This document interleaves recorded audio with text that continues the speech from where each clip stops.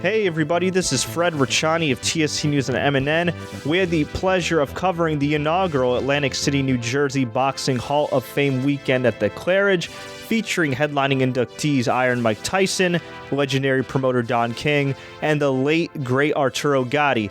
We also had a chance to catch up with a number of special guests in the boxing world and rep our good friends Bullion We're Kicking It. Sit back, relax, and enjoy this nice look at a very memorable weekend. Fred Ricciani here for TSC News with actor and martial artist Chuck Zito. Sir, how's it going? Great. How you doing, man? Doing all right. We're here at the first ever Atlantic City Boxing Hall of Fame weekend. Who are you most looking forward to seeing getting inducted? Well, I'm here for Arturo Gatti. You know, he's getting inducted tomorrow, so I'm here to represent Arturo because he can't do it himself, of course. But we're looking forward to a great weekend and a great Memorial weekend. Yeah, I feel like it's really long overdue for Atlantic City. Do you feel like Atlantic City, for the most part, gets kind of overlooked as far as great fight cities compared to Vegas and others? Well, let's say in the 80s and 90s, this was like the #1 capital here. And thanks to Arturo Gatti, because he had 19 main events here. And Arturo Gatti generated more money for Atlantic City than any boxer in history. Now, for any younger fans, I may have heard of Arturo Gatti, but maybe didn't get a chance to watch him fight in his prime. What do you think is his most lasting legacy in boxing? Well, of course, his legacy will be the trilogy he had with Mickey Ward. They became three of the greatest fights in boxing history. And their names will be synonymous with Ali Frazier, Zal Graziano, Pep Sadler, and Robinson LaMotta, and now it's Gatti Ward. And since this is a boxing weekend, I got to ask you, do you think that Conor McGregor versus Floyd Mayweather will actually happen in 2017? Oh, it's definitely going to happen. I think they already signed, so I'm looking forward to that. But, of course, Floyd Mayweather is the greatest pound-for-pound fighter of his generation, and I'll be looking forward to it. I guarantee it's going to be the highest pay-per-view they ever had. You know what? It's funny. I keep hearing that boxing's dead, yet Joshua and Klitschko just put 90,000 butts in Wembley. Do you think that heavyweight boxing's on the comeback? I don't think it's on a comeback because, you know what, there's no more Ali Fraziers out there. You know, you look at these fighters today, these heavyweights are in the fourth, fifth round, they're breathing hard. I remember Frazier came out in the 15th round like it was the first round. But, you know, I don't think the fighters are hungry as they were years ago, and they were much better fighters years ago, and I wish it would come back, and I wish they would go back to one title again instead of having 16 champions, one division, and everything. It's amazing. Years ago, they used to fight for one belt, the ring belt, and you were the champion of the world. They have like 6 different champions each division. How can you be the champion of the world if you have 6 guys claiming to be the champion? I don't know how much you've been following UFC lately, but I feel like that's starting to be with the UFC as well. They created a 145-pound championship. The champion never fights. They're creating a 125-pound women's championship. Do you feel like with boxing and MMA, they need to kind of limit these championships and make it more about the fighters? Absolutely.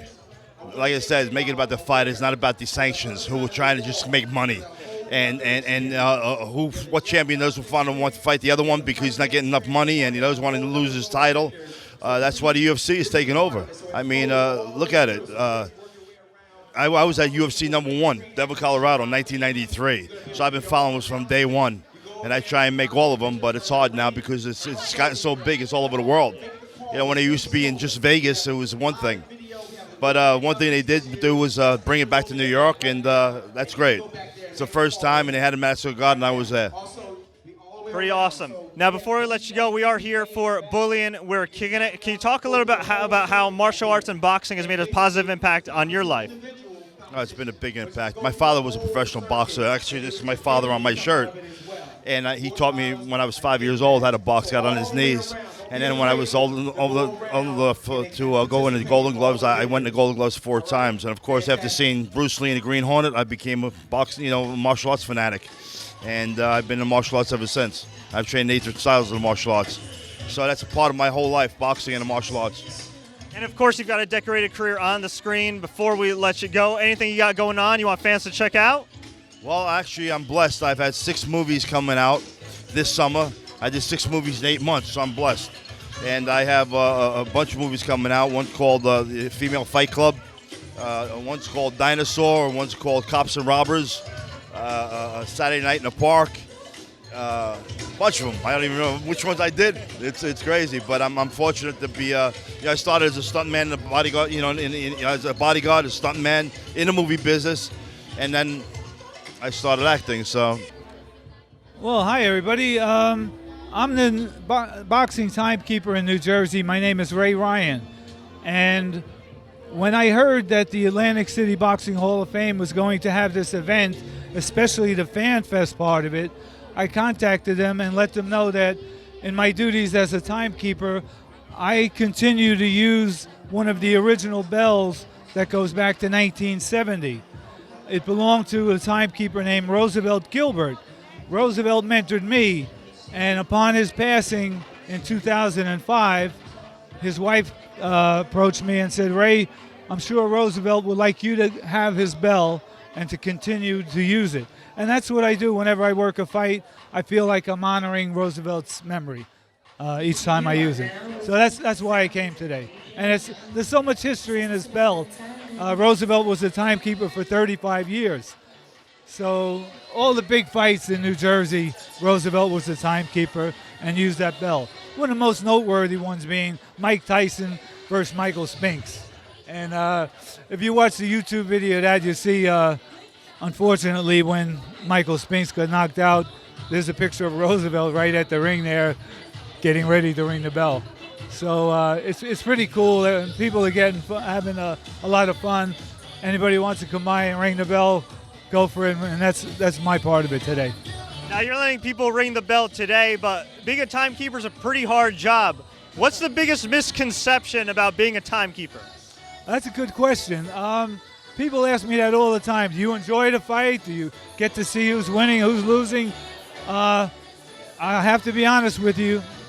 The rounds are 3-minute long. So you don't want a 2-minute round or a 4-minute round, because then there's going to be a problem. So you do have to pay attention. And your thoughts could drift a little bit after you've done 4 or 5 fights in a row.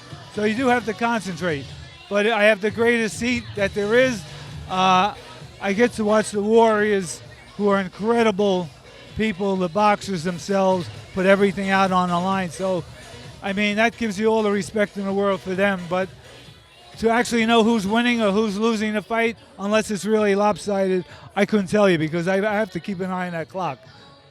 For sure. Now, you're always on the ball, but a lot of times with these fights, especially in Atlantic City, it can be so loud that maybe the ref doesn't hear the bell, the fighters don't hear the bell. Have you ever had any instances where a fight's been so crazy that they don't know when the round ends? Well, safety reasons, that's one of the biggest things why we have that. I use clappers, or you can see some guys bang on the table. But sure, there have been plenty of times when the crowd, you know it, and you really have to give some extra swings at the bell, or make sure those clappers are real loud, because the referee really has to get in there and break those guys up so no one gets hurt after the bell. But that's a really, really good point. Who are you most looking forward to seeing this weekend? Well, we have our commissioner here, Larry Hazard Sr. I just ran into him. He's at the next over there looking at some pictures. He gave me my start in 1990. The man is legendary. He puts on clinics for us. We have seminars, and I'm just in awe because the man knows so much about boxing. So he's probably one of the people I'm really anxious to talk to. Mike Tyson, Don King, doesn't get any better than that. I know I'm missing people, so I really shouldn't go there, but it's really an exciting weekend, and I credit all the organizers. And where do you see boxing in Atlantic City going in a few years? Because it's kind of died down. They haven't had a big fight since the last Bernard Hopkins fight here a few years back. But, I mean, this is a legendary city with some legendary fights. Do you think it's going to get back to the point where hopefully it can be one of the meccas again in boxing? I sure hope so, and you're so right. There were so many incredible boxing fights here in New Jersey, Atlantic City. Just Google some of the fights. Roberto Duran, Sugar Ray Leonard, Larry Holmes, Tyson, goes on and on. Floyd Mayweather, he fought here twice. I actually did both of his fights. Fought Arturo Gatti, my favorite fighter of all time. But yeah, we hope this event is going to give us a boost and get more people to come and watch. If you've never been to a fight in person, there's nothing like it. And I got to get you out of here on this. I'm sure you've been asked this before. I know this is kind of an annoying question for boxing people, but do you think that Conor McGregor versus Floyd Mayweather is actually going to happen? From what I'm hearing, everybody today is saying it's going to happen. So that's going to be interesting for sure. Well, I'm a boxer and a trainer, but I'm a fan. I love boxing. I love being around the fans and the people, and they asked me to come, and how do you say no to that? What do you think AC needs to do to get back to being one of the meccas of boxing? I mean, I personally would like to see them bring back a series of weekly shows. Back in the day, there used to be 3-4 shows a week on the boardwalk. In the 80s, 70s, and 80s, it was the mecca of boxing. Forget Las Vegas. Atlantic City was the mecca. If they could get a promoter to commit to a weekly show, and slow but sure bring the ideas back. They've got to get big fights at Boardwalk Hall again. I think it could be done, but it's going to take work. And who are you most looking forward to seeing this weekend? Tyson. I think everybody wants to see Tyson. It's different seeing Tyson than it is it's like with Ali. When that man walks in the room, it's a different vibe. And when Tyson walks in the room, he's there. Now we're standing in front of this boy and we're kicking it banner. Obviously, boxing helps you knock out people in the ring, but I'm sure it's also helped you knock out a lot of problems in life as well. How has boxing positively impacted your life and allowed you to pay it forward? Well, I'll tell you a quick story. When I was 12 years old, I read Muhammad Ali's autobiography. In his autobiography, he said he didn't do drugs and he didn't drink alcohol. I'm 49 years old. I'll be 50 next month. I've never, ever taken a sip of alcohol or a drug in my life just based on reading that he didn't. So, in a nutshell, how's that? That's pretty awesome. Yes. What do you think younger fighters can do to avoid a lot of the trappings of having a successful career? Because, you get the money, you get the fame, it's a fast life, and it can be gone just like that. Right. One thing fighters need is a role model. And again, Muhammad Ali was my role model. I kind of patterned my life and my ideas off of his strength of character and things of that nature. I think that's a key. Fighters just can't be left on their own to just fend for themselves, because too many fighters have proven that it doesn't work. Too many fighters have lost their money, So you need people, role models or whatever, people in higher positions to point these things out to them when they're young. A lot of guys start boxing and people just train them for boxing, but they don't teach them about life and basic life skills. We need more of that. Do you think there's going to come a point in time where there's going to be more regulation as far as on the financial end of boxing? No, I don't think so, because the people that are taking advantage of that are going to not want that. You see what I mean? So it's business. Professional boxing is business. I love it as a sport. I see it as a sport, but I know enough to know it's business. And if people can't make money in it, they're not going to get into it. So, and a part of the reason and the way they make money is by taking advantage of people who don't know how to keep it. So your best bet would be to have guys like yourself and others kind of step up, mentor the young guys, steer them in the right direction, and point them in the right direction so they have a successful career, not just in the ring but out of the ring. 100%. It's not just the fighting; it's the business and it's the life and the way you go about things. Fighters need someone in their lives to point them in the right direction, and coaches, and I'm a coach, coaches need to step up and realize that it's not just about hooks and jabs and running. You have to teach these guys how to hold on to their money. You have to teach them how to present themselves in public, things of that nature. Now, before we let you go, you coach as well. You got anything coming up? I've got a few amateur boxers that have matches coming up. We've got a show coming up June 29th in Massachusetts. And I help train a fighter. I'm his assistant trainer, Artur Betabayev, who's a number 2 light heavyweight in the world. He's got an eliminator coming up for the IBF title within the next 2 months. So I'm getting ready to go to training camp in Montreal. And where can fans find you online? I'm all over it. I'm on Facebook. I have 2 pages on Facebook, Iceman John Scully and John the Iceman Scully.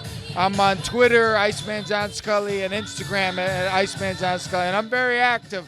I have a lot of good discussions and things, so people enjoy it. We also had the chance to check out some great artwork from wood sculptor James P. O'Neill. I have no art background at all.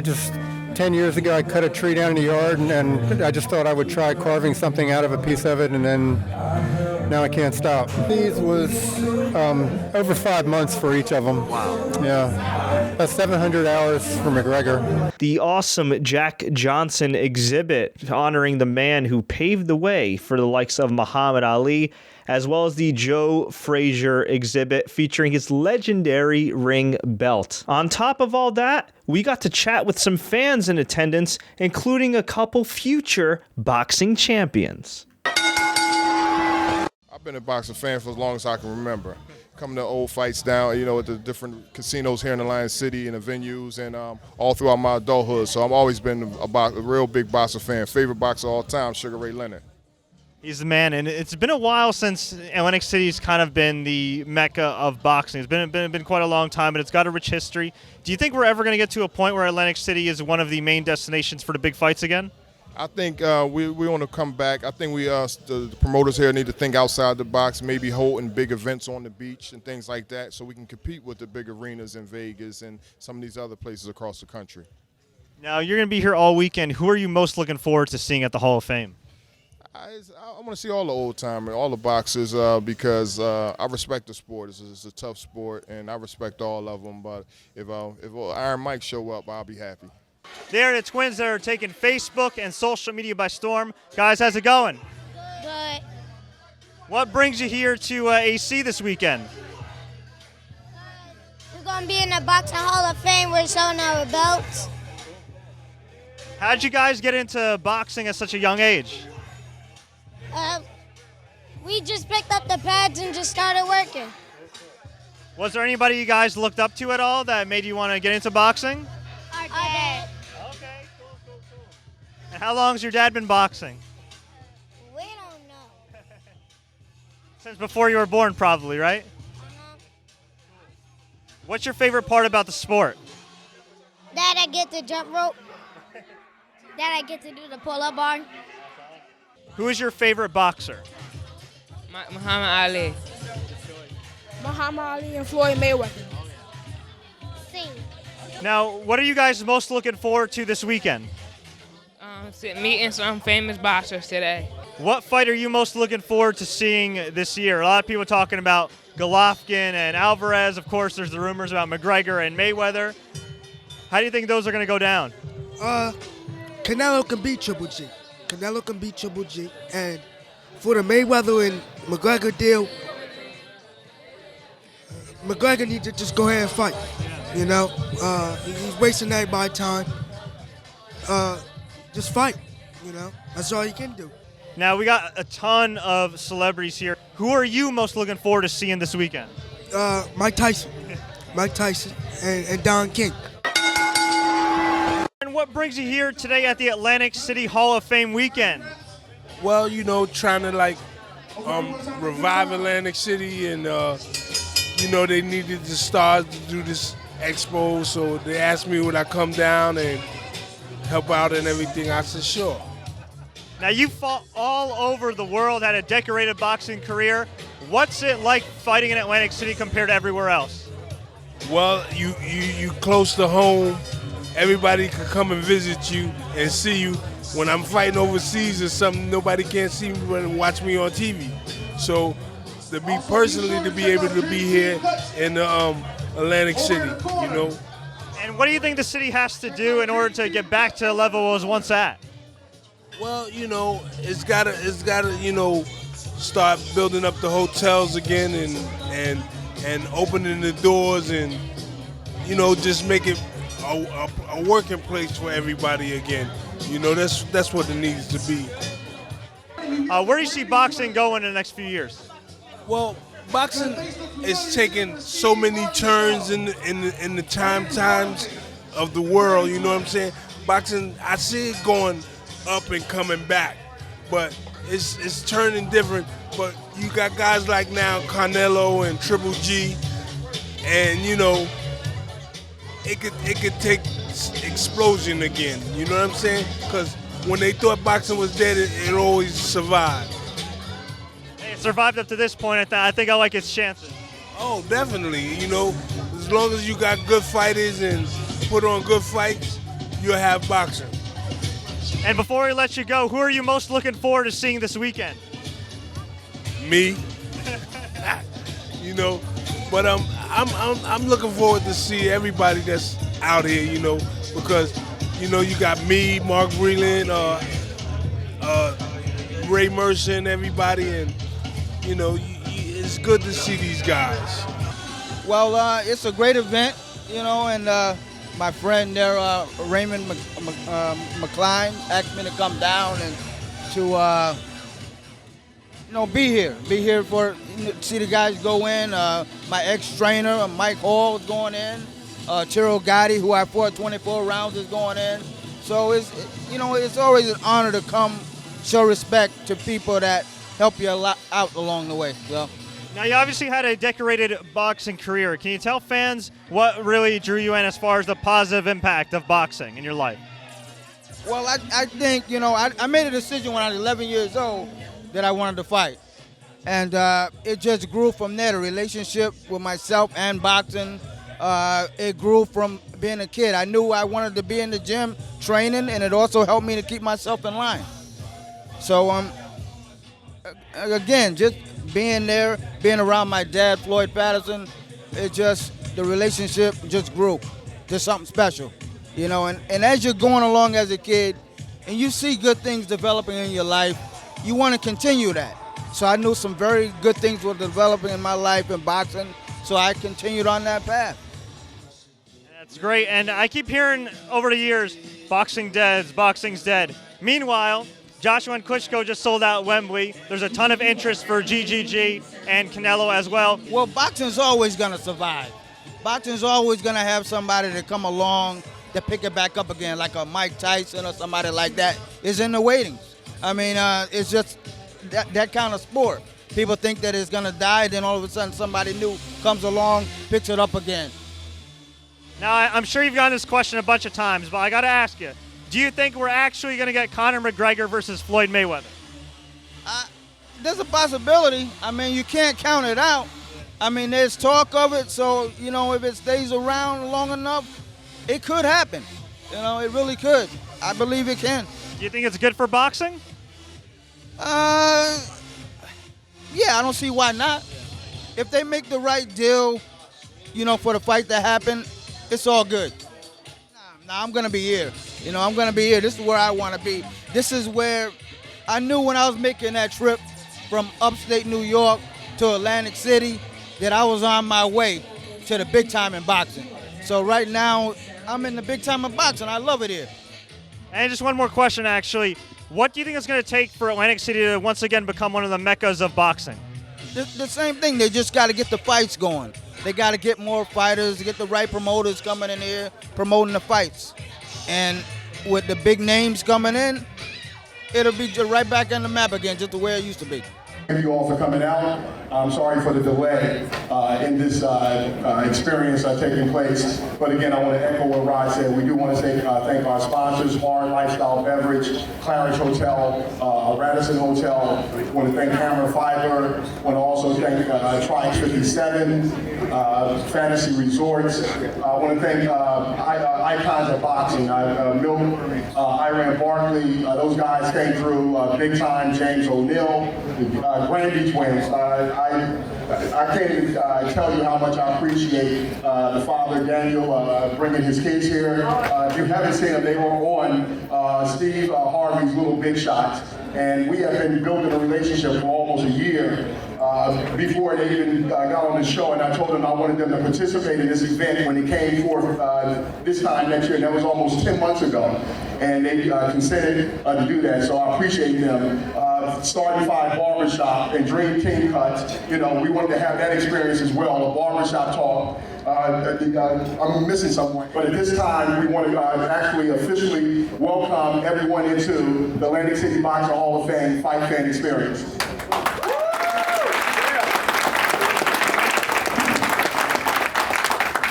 Overall, we had a great time at the inaugural Atlantic City Boxing Hall of Fame weekend. We want to thank Angela Crockett, Gina Marie, and the We're Kicking It team. If you want to find out more about the great work, the anti-bullying work that Kicking It is doing, please visit kickingit.org. Make a donation. You won't regret it. But folks, we're going to get on out of here. If you enjoyed this episode, please visit youtube.com/thesportscourier.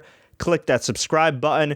Follow us on Twitter at Sports Courier. Subscribe to the podcast, soundcloud.com/TSC News. You name it, we got it. Stay tuned for next week's episode featuring brand new WB Hall of Famer, Diamond Dallas Page. As always, enjoy the matches.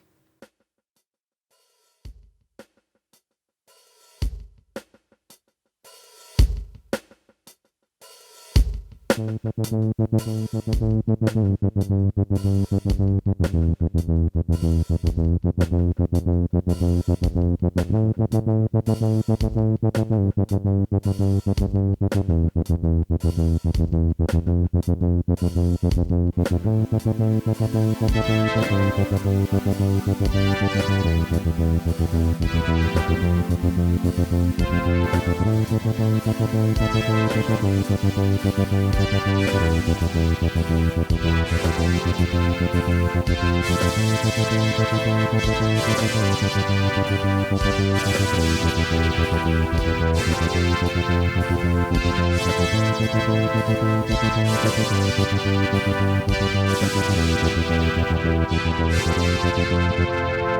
you.